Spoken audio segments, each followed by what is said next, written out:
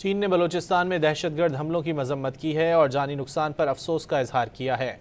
तर्जुमान चीनी वजारत खारजा ने कहा कि बलूचिस्तान में दहशतगर्द हमलों की मजम्मत करते हैं और हमलों में जानी नुकसान पर अफसुर्दा हैं। उन्होंने कहा कि जाँ बहक अफराद के लवाहिकीन और ज़ख्मियों से हमदर्दी है। तर्जुमान के मुताबिक चीन हर किस्म की दहशतगर्दी की मुखालफत करता है और दहशतगर्दी के खिलाफ जंग में पाकिस्तान की हिमायत जारी रखेंगे।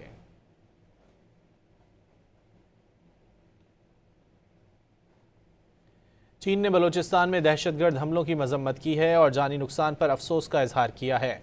तर्जुमान चीनी वजारत खारजा ने कहा कि बलूचिस्तान में दहशतगर्द हमलों की मजम्मत करते हैं और हमलों में जानी नुकसान पर अफसुर्दा हैं। उन्होंने कहा कि जाँ बहक अफराद के लवाहिकीन और ज़ख्मियों से हमदर्दी है। तर्जुमान के मुताबिक चीन हर किस्म की दहशतगर्दी की मुखालफत करता है और दहशतगर्दी के खिलाफ जंग में पाकिस्तान की हिमायत जारी रखेंगे।